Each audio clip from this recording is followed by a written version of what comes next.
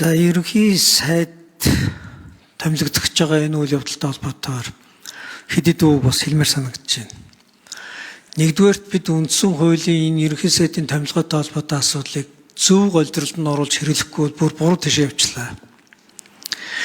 Ерөнхий сайдыг нэр дэвшүүлэх эрх мэдэл бол парламентын олонхот байгаа. Тэр олонхыг авсан нам шийдвэрээ бүлгээрээ гаргах ёстой. Тэгснээс биш парламентаас гадна хуралдаад гаднаа шийдвэр гаргаж ирээд яг цөөнхийн бүлэг танилцуулж байгаа юм шиг танилцуулдаг жишээ ерөөсөй байж болохгүй.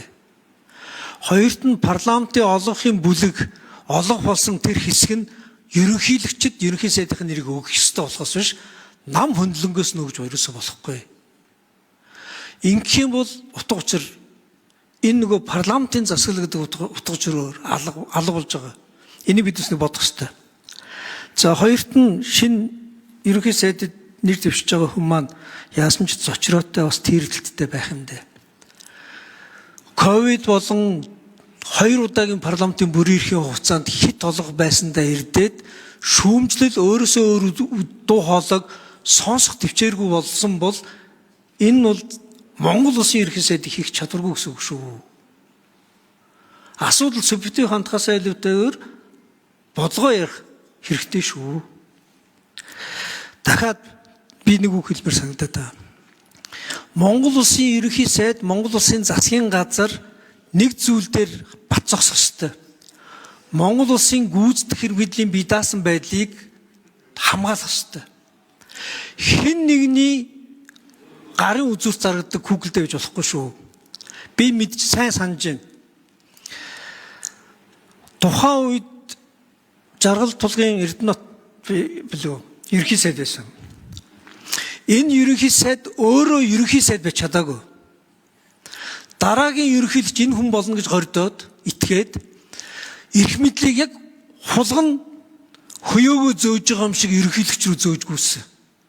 Харамсалтай нь бодсон нь ерөнхийлөгч болоогүй, өөр хүн болцсон. Хамгийн түрүүнд зөөжгүйсэн эрх мэдлийнхаа золиосонд өөрөө огцорсон. Монгол улсад энэ түүх дахиад давтагдах юм. Эрх мэдлийг хулганы хөөө шиг зөөж болохгүй шүү. Гүйцэтгэх эрх мэдэл. 27 онд болсноор ч болохгүй. Дахиад өөр юм болох юм. Нутгийн дүү, нутгийн ах, манай намын ах гэдэг энэ ойлголтуудаас ерөнхий сайд хол байх ёстой шүү. Улсын их хурлын дарга байхдаа нутгийн ахтаа үйлчлээд үндэсний аюул байдлын зөвлөлдөр улсын их хурлын эрх мэдлийг авч өгч ирсэн. Давхар дээлтэй холбоотой, төмөр замын нарийн царгтай холбоотой олон шийдвэрүүдийг улсын их хурл дээр ахын төлөө гаргаж ирсэн. Энэ алдааг давтаж болохгүй шүү. Ерөнхий сайдад ах гэж байхгүй шүү. Ерөнхий сайдад Монгол улсын ирэх шиг байгаа. Ерөнхий сайдад өөрийн чинь томилсон хүний тухай яриа биш. Өөрийн чинь улсын их хурл томилж байгаа шүү. Энийг үл сайн бодоорой.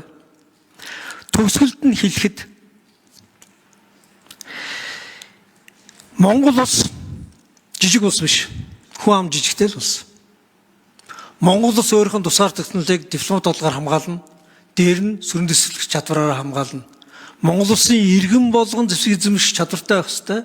Монгол улсын иргэн болгон хэрсүү бөгөөд тархиараа бусдыг давж гарах чадaltaй байх ёстой. Дээр нь шинжлэх ухааны технологийн ололтоор энэ улс эдийн засгаач босгож тусгаар технологиаш хамгаалах ёстой. Тэгснээс биш чэжэд хэлцэх